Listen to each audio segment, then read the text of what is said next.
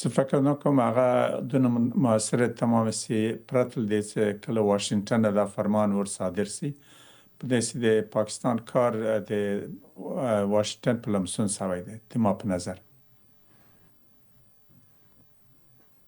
ستاسو په اند نړیوالې ټولنې ولې تر اوسه د دې شخړې د حل لپاره عملي ګامونه نه دي پورته کړي؟ آیا دوی کوم کار نشي کولی که نه غواړي کوم کار وکړي؟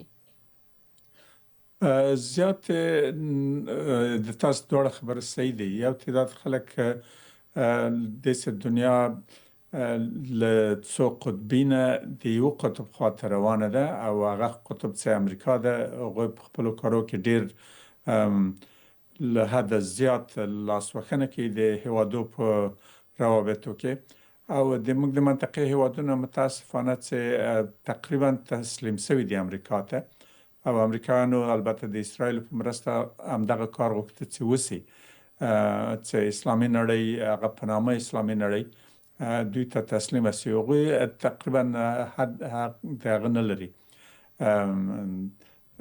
دغه توان نه لري چې د امریکا غوښتنو ته دوی ودرېږي. هغه یوازې څوک چې درېدلي دي هغه په یو شکل بل شکل سره طالبان دي او د ایران حکومت ته چې دواړه د امریکا لخوا نه له حملې لاندې نیول شوي دي.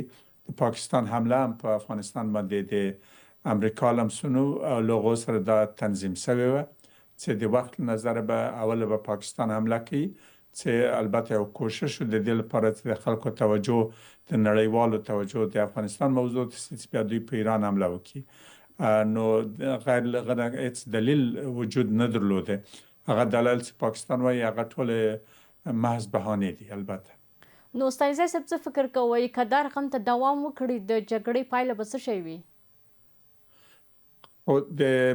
یو خو د امریکا سیاست له یوه خوا نه ده بل د پاکستان د حکومت سیاست داره چې دوی ځان ته کوم هغه نه لري په اصطلاح دوی آماده دي چې د یو چا فرمایش ومني لکه چین لکه امریکا چې د هغو د فرمایشاتو د اجرا کولو په مقابل کې دوی پیسې واخلي په دې چې بل عاید نه لري. غونه د یو دولت دی چې په کې ډېر نفوس ته او ځکه کمه ده عاید نه لري نو دوی په اصطلاح خپل نظامیان په اجاره ورکوي او خپل سیاست هم په اجاره ورکوي. نظامیان په عربي هیوادو کې خدمتونه کوي او حکومتونه د امریکا یا د چین غږ ته تیار دي. او په دغه اوسنۍ شرایطو کې امریکا ډېره پیشروي کوي او دوی ورته البته یو خدمت راکوي. دا تر هغه ورځ چې امریکا نه اجازه نه ورته ورکړي دوی خپل جنګونه نه ختموي او نه ختموای شي. او بل خرابي په دې کې ده چې متاسفانه په همدې منطقه کې په همدغه شرایطو کې عاصم منیر یو له هغو کسانو چې له پښتنو سره ډېره له پښتنو نفرت لري پښتانه نه خوښي.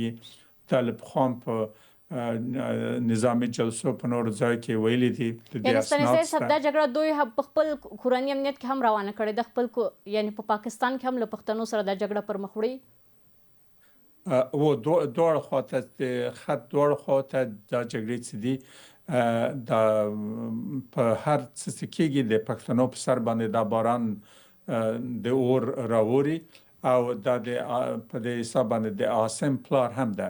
عاصم هغه سړی و چې د عمران خان د بندي کولو په بندي کولو کې ډېره صحیح ونډه درلوده نو په یو شکل سره نه په بل شکل سره د عمران خان له منځه وړل د اشرف غني له منځه وړل له قدرت نه البته دغه ټول کارونه د پاکستان د سیاست له نظره د عاصم منیر کارونه دي.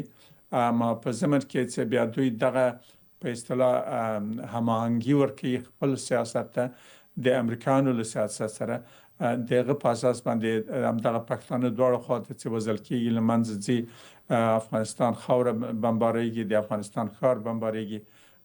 دا یعنی د پاکستان په داخلي سیاست کې د عاصم منیر نفرت له پښتنو نه او په نړیوال سیاست کې د امریکا د خدمت اجرا کول دي.